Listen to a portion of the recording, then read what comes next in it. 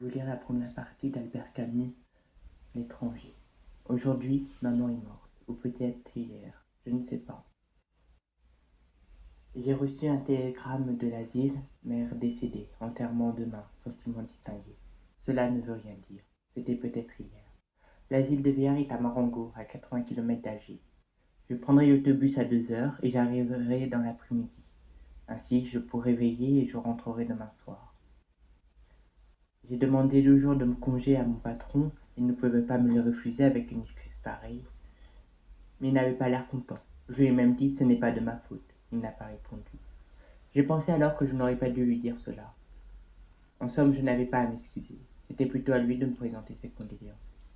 Mais il le fera sans doute après-demain quand il me verra en deuil. Pour le moment, c'est un peu comme si maman n'était pas morte. Après l'enterrement, au contraire, ce sera une affaire classée, et tout aura revêtu une allure plus officielle. J'ai pris l'autobus à 2 heures. Il faisait très chaud. J'ai mangé au restaurant chez Céleste comme d'habitude. Ils avaient tous beaucoup de peine pour moi. Et Céleste m'a dit « On n'a qu'une mère ». Quand je suis parti, ils m'ont accompagné à la porte. J'étais un peu étourdi parce qu'il a fallu que je monte chez Emmanuel pour lui emprunter une cravate noire et un brassard. Il a perdu son oncle il y a quelques mois. J'ai couru pour ne pas manquer le départ. Cette hâte, cette course, c'est à cause de tout cela sans doute. Ajouté au chaos, à l'odeur d'essence, à la réverbération de la route du ciel, et je me suis assoupi. Et quand je me suis réveillé, tout le trajet, j'étais assis contre un militaire qui m'a souri et qui m'a demandé si je venais de loin. J'ai dit oui, pour n'avoir plus à parler. L'asile est à 2 kilomètres du village. J'ai fait le chemin à pied. J'ai voulu voir maman tout de suite, mais le concierge m'a dit qu'il fallait que je rencontre le directeur. Comme il était occupé, j'ai attendu un peu. Pendant tout ce temps, le concierge a parlé, et ensuite, j'ai vu le directeur. Il m'a reçu dans son bureau. C'était un petit vieux, avec la Légion d'honneur. Il m'a regardé de ses yeux clairs. Puis il m'a serré la main qu'il a gardée si longtemps que je ne savais trop comment la retirer. Il a consulté un dossier et m'a dit « Madame Meursault est entrée ici il y a 3 ans. Vous étiez son seul soutien. » J'ai cru qu'il me reprochait quelque chose, et j'ai commencé à lui expliquer. Mais il m'a interrompu. « Vous n'avez pas à vous justifier, mon cher enfant. J'ai lu le dossier de votre mère. Vous ne pouvez subvenir à ses besoins. Il lui fallait une garde. Vos salaires sont modestes. Tout compte fait, elle était plus heureuse ici. » J'ai dit « Oui, monsieur le directeur. » Il a ajouté « Vous savez, elle avait des amis, des gens de son âge. Elle pouvait partager avec eux des intérêts qui sont d'un autre temps. Vous êtes jeune et elle devait s'ennuyer avec vous. » C'est vrai. Quand elle était à la maison, maman passait son temps à me suivre des yeux en silence. Dans les premiers jours où elle était à l'asile, elle pleurait souvent. Mais c'était à cause de l'habitude. Au bout de quelques mois, elle aurait pleuré si on l'avait retirée de l'asile. Toujours à cause de l'habitude.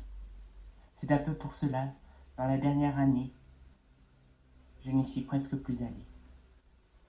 Mais aussi parce que cela me prenait mon dimanche, sans compter l'effort pour aller à l'autobus, prendre des tickets et faire 2 heures de route. Le directeur m'a encore parlé. Mais je ne l'écoutais presque plus. Il m'a dit « Je suppose que vous voulez voir votre mère ?» Je me suis levé sans rien dire, et il m'a précédé vers la porte. Dans l'escalier, il m'a expliqué. Nous l'avons transportée dans notre petite morgue. Pour ne pas impressionner les autres, chaque fois qu'un pensionnaire meurt, les autres sont nerveux pendant 2 ou 3 jours. Et ça rend le service difficile. Nous avons traversé une cour où il y avait beaucoup de veillards, bavardant par petits groupes. Ils se taisaient, comme une passion. Et derrière nous, les conversations reprenaient. On aurait dit d'un jacassement assourdi de perruches. À la porte d'un petit bâtiment, le directeur m'a quitté. « Je vous laisse, monsieur Meursault. Je suis à votre disposition dans mon bureau. En principe, l'enterrement est fixé à 10 heures du matin. Nous avons pensé que vous pouvez ainsi veiller la disparue. Un dernier mot. Votre mère a, paraît-il, exprimé souvent à ses compagnons le désir d'être enterrée religieusement. J'ai pris sur moi de faire le nécessaire. Mais je voulais vous informer. Je l'ai remercié. Maman, sans être athée, n'avait jamais pensé de son vivant à la religion. Je suis entré. C'est une salle très claire, blanchie à la chaux, recouverte d'une verrière. Elle était meublée de chaises et de chevalets en forme de X. Deux d'entre eux, au centre, supportaient une bière recouverte de son couvercle. On voyait seulement des vies brillantes, à peine enfoncées, se détacher sur les planches passées au prou de noix. Près de la bière, il y avait une infirmière, arabe en seau blanc, un foulard de couleur vive sur la tête. À ce moment, le concierge est entré derrière mon dos. Il avait dû courir. Il a bégayé un peu. On l'a couverte, mais je dois diviser la bière pour que vous puissiez la voir. Il s'est approché de la bière quand je l'ai arrêté. Il m'a dit « Vous ne voulez pas ?» J'ai répondu « Non ». Il s'est interrompu. Et j'étais gêné parce que je sentais que je n'aurais pas dû dire cela. Au bout d'un moment, il m'a regardé. Il m'a demandé pourquoi. Mais sans reproche. Mais il s'est informé et j'ai dit « Je ne sais pas ». Alors, tortillant sa moustache blanche, il a déclaré sans me regarder « Je comprends ». Il avait des beaux yeux, bleu clair et un teint un peu rouge. Il m'a demandé une chaise et lui-même s'est assis un peu en arrière de moi. La garde s'est levée et s'est dirigée vers la sortie. À ce moment, le concierge m'a dit « C'est un chancre qu'elle a ». Comme je ne comprenais pas, j'ai regardé l'infirmière et j'ai vu qu'elle portait sur les yeux un bandeau qui faisait le tour de la tête, à la hauteur du nez. Le bandeau était plat. On n'y voyait que la blancheur du bandeau dans son visage. Quand elle est partie, le concierge a parlé. « Je vais vous laisser seul. Je ne sais pas quel geste j'ai fait, mais il est resté debout derrière moi. Cette présence dans mon dos me gênait. La pièce était pleine d'une belle lumière de fin d'après-midi. 2 frelons bourdonnaient contre la verrière, et je sentais le sommeil me gagner. J'ai dit au concierge en me retournant vers lui « Il y a longtemps que vous êtes là ?» Immédiatement il m'a répondu « 5 ans », comme s'il avait attendu depuis toujours ma demande. Ensuite, il a beaucoup bavardé. On l'aurait bien étonné en lui disant qu'il finira concierge à l'asile de Marengo. Il avait 64 ans et était parisien. À ce moment, je l'ai interrompu. « Ah, vous n'êtes pas d'ici ?» Puis je me suis souvenu qu'avant de me conduire chez le directeur, il m'avait parlé de maman. Il m'avait dit qu'il fallait l'enterrer très vite, parce que dans la plaine, il faisait chaud, surtout dans ce pays. C'est alors qu'il m'avait appris qu'il avait vécu à Paris et qu'il avait du mal à oublier. À Paris, on reste avec le mort, 3, 4 jours quelquefois. Ici, on n'a pas le temps. On ne s'est pas fait à l'idée que, déjà, il faut courir derrière le corbillard. Sa femme lui avait dit alors « Tais-toi. Ce ne sont pas des choses à raconter à monsieur. » Le vieux avait rougi et s'était excusé. J'étais intervenu pour dire « Mais non, je trouvais ce qu'il racontait juste et intéressant. » Dans la petite morgue, il m'a appris qu'il était entré à l'asile comme indigent. Comme il se sentait valide, il s'était proposé pour cette place de concierge. Je lui ai fait remarquer qu'en somme, il était un pensionnaire. Il m'a dit que non.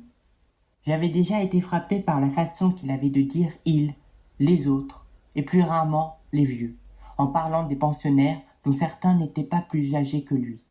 Mais naturellement, ce n'était pas la même chose. Lui était concierge et, dans une certaine mesure, il avait des droits sur eux. La garde est entrée à ce moment. Le soir était tombé brusquement. Très vite, la nuit s'était épaissie au-dessus de la verrière. Le concierge a tourné le commutateur et j'étais aveuglé par l'éclaboussement soudain de la lumière. Il m'a invité à me rendre au réfectoire pour dîner. Mais je n'avais pas faim. Comme j'aime beaucoup le café au lait, j'ai accepté. Et il est revenu un moment après avec un plateau. J'ai bu. J'ai eu alors envie de fumer. Mais j'ai hésité parce que je ne savais pas si je pouvais le faire devant maman. J'ai réfléchi. Cela n'avait aucune importance. J'ai offert une cigarette au concierge et nous avons fumé. À un moment, il m'a dit « Vous savez, les amis de madame votre mère vont venir la veiller aussi. C'est la coutume. Il faut que j'aille chercher des chaises et du café noir. » Je lui ai demandé si on pouvait éteindre une des lampes. L'éclat de la lumière sur les murs blancs me fatiguait.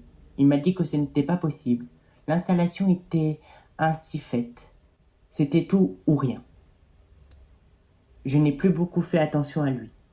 Il est sorti et revenu à disposer des chaises. Sur l'une d'elles, Il a rempli des tasses autour d'une cafetière, puis il s'est assis en face de moi, de l'autre côté de maman. La garde était aussi au fond, le dos tourné. Je ne voyais pas ce qu'elle faisait, mais au mouvement de ses bras, je pouvais croire qu'elle tricotait. Il faisait doux, le café m'avait réchauffé, et par la porte ouverte, entrait une odeur de nuit et de fleurs. Je crois que j'ai somnolé un peu. C'est un frôlement qui m'a réveillé. D'avoir fermé les yeux, la pièce m'a paru plus éclatante de blancheur. Devant moi, il n'y avait pas une ombre, et chaque objet, chaque angle, toutes les courbes se dessinaient avec une pureté blessante pour les yeux. C'est à ce moment que les amis de maman sont entrés. Ils étaient en tout une dizaine, et ils glissaient en silence dans cette lumière aveuglante. Ils se sont assis sans qu'aucune chaise grinçât. Je les voyais comme je n'ai jamais vu personne, et pas un détail de leur visage ou de leurs habits ne m'échappait. Pourtant, je les entendais pas, et j'avais peine à croire à leur réalité. Presque toutes les femmes portaient un tablier, et le cordon qui les serrait à la taille faisait encore ressortir leur ventre bombé. Je n'avais encore jamais remarqué à quel point les femmes pouvaient avoir du ventre. Les hommes étaient presque tous très maigres et tenaient des cannes. Ce qui me frappait dans leur visage, c'est que je ne voyais pas leurs yeux, mais seulement une lueur sans éclat au milieu d'un nid de rides. Lorsqu'ils se sont assis, la plupart m'ont regardé et ont hoché la tête avec gêne, les lèvres toutes mangées par leur bouche sans dents, sans que je puisse savoir s'ils me saluaient ou s'il s'agissait d'un tic. Je crois plutôt qu'ils me saluaient. C'est à ce moment que je me suis aperçu qu'ils étaient tous assis en face de moi, à doiner de la tête autour du concierge. J'ai eu un moment l'impression ridicule qu'ils étaient là pour me juger.